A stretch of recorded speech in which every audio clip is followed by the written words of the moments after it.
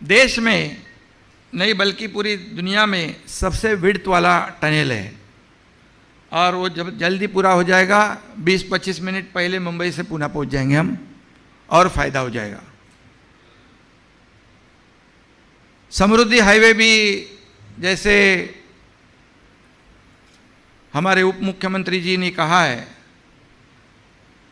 वो भी एक गेम चेंजर प्रोजेक्ट होगा, क्योंकि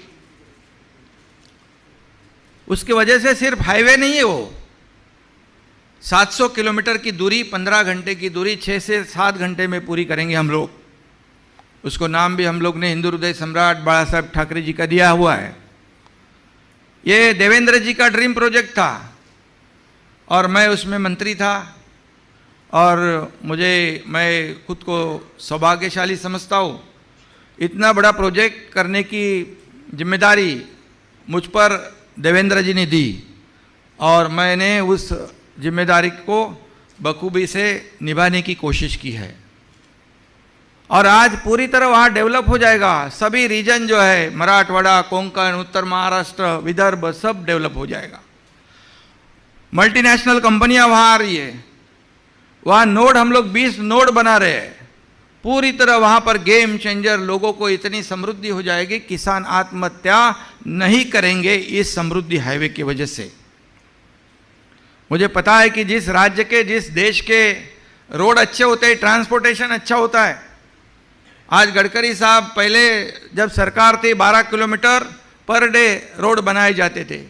गडकरी साहब के कार्यकाल में 12 से 36 किलोमीटर रोड पर डे हो रहे हैं। ये भी बहुत बड़ी अचीवमेंट है।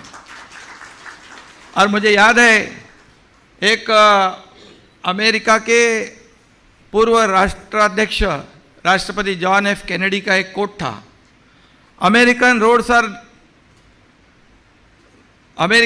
Are good not because America is rich but America is rich because American roads are good. मतलब उनके रोड अच्छे थे करके उनकी श्रीमंती थी और इसलिए गडकरी साहब वो इस तेजी से सब रोड बना रहे। हमारे राज्य के ऊपर भी उनका ध्यान है। हमको भी वो CRF और नेशनल हाईवे और MSRDC PWD को भी बहुत से कहा, उन्होंने फंड्स दिए हुए, आगे और ज़्यादा देना पड़ेगा क्योंकि हमारे सरकार से लोगों की अपेक्षाएं बढ़ चुकी है। हम लोगों ने जो सरकार स्थापित की है, इससे जो आम पब्लिक है, जो सामान्य मानुष है, उसको अपेक्षा बढ़ गई है। इसलिए गडकरी साहब निश्चित रूप से हमें साथ देंगे। महाराष्ट्र ये जो संतों की, वीरों की भूमि है और महाराष्ट्र देश का ग्रोथ इंजन रहा है हमेशा। यह विकास इतनी तेजी से इस महाराष्ट्र में हो सकता है, वैसे पोटेंशियल है, स्कोप है, इंफ्रास्ट्रक्चर है। इसलिए इंडस्ट्री को बढ़ावा देने के लिए इस राज्य में पहले बहुत से MOU आप लोगों ने सुने होंगे, लेकिन प्रत्यक्ष काम, प्रत्यक्ष जो इंडस्ट्री यहाँ आने के लिए जो भी सरकार की तरफ से जो भी सहयोग चाहिए, ये सरकार, हमारी सरकार पूरी तरह से देगी। क्योंकि यहाँ इंडस्ट्री को बढ़ावा देने का काम करना, इसको हम लोग ने प्राथमिकता दी है और निश्चित रूप से यहाँ पर सभी तरह की, आप जैसे हमारे देवेंद्र जी ने कहा है कि CII के साथ हम मिलेंगे, बैठेंगे, कैसे हम आगे बढ़ सकते हैं, कैसे इस राज्य को आगे बढ़ा सकते हैं और इंडस्ट्री को बढ़ावा दे सकते हैं। निश्चित रूप से जरूर वो किया जाएगा। आज हम लोग जानते हैं इस राज्य का GDP भी सबसे ऊपर है। निश्चित रूप से एक्सपोर्ट भी 22% है, FDI जो है वो भी 26% है और सेंट्रल गवर्नमेंट का जो स्किल रिपोर्ट है 2021 का, इसमें जो हमारे राज्य में जो टैलेंट है वो भी एक नंबर पे है। और निश्चित रूप से यहाँ के लोग बहुत होशियार भी है। हम लोग जानते, कभी पेपर में पढ़ते, न्यूज़ में देखते, हमारे महाराष्ट्र का एक कोई इंजीनियर हो या कोई आदमी हो प्रदेश में जाके अच्छा काम कर रहा है। तो ये सब जो है तो निश्चित रूप से हम लोग उसका पूरा यहाँ यूटिलाइज करेंगे। नीति आयोग का भी रिपोर्ट है, इनोवेशन में भी हम लोग महाराष्ट्र ऊंचाई पे है। ये सब जो है गुड गवर्नेंस में है।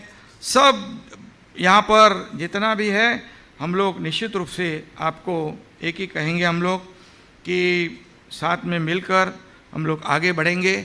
आज इस राज्य में हर समाज के हर घटक को, किसान हो, किसानों के लिए हम लोग ने कहा था कि किसान आत्महत्या मुक्त महाराष्ट्र हम करेंगे। पिछले 2-3 दिनों में हम लोग ने कई ऐसे डिसीजन लिए। कल भी बैठक होगी, कैबिनेट में भी बैठक हो गई, उसमें भी हम लोग निश्चित रूप से जितना भी इस राज्य के लिए कर सकते हैं निश्चित रूप से करेंगे हम लोग। और ये महाराष्ट्र जो है उसे आगे बढ़ाने के लिए केंद्र सरकार का भी आशीर्वाद है।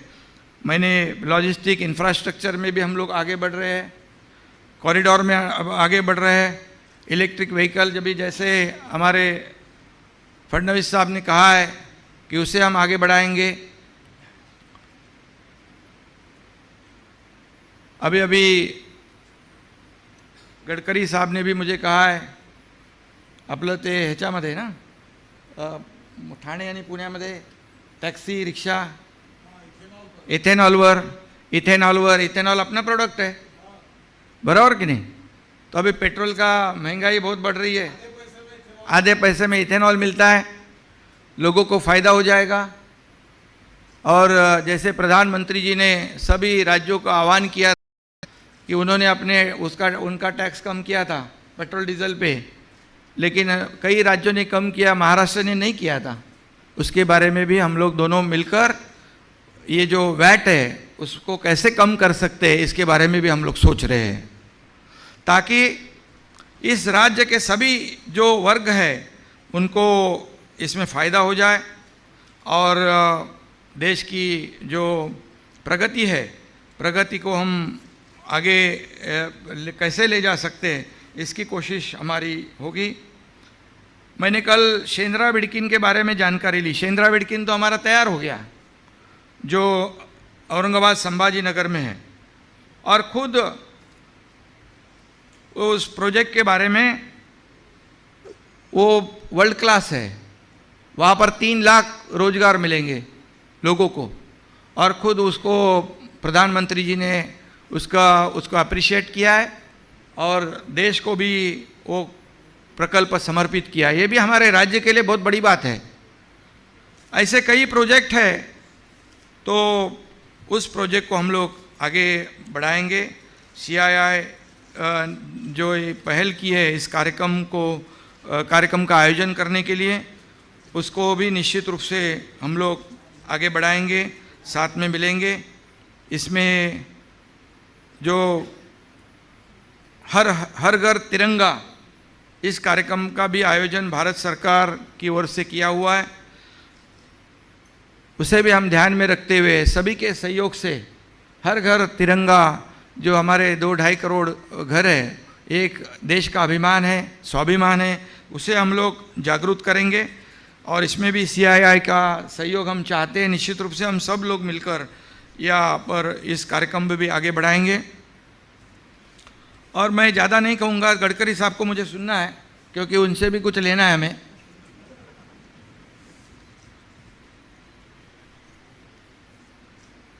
तो आणि आम्ही नवीन सरकार स्थापन केलेलं आहे, तर आपलं सहकार्य आम्हाला साहेब पाहिजे।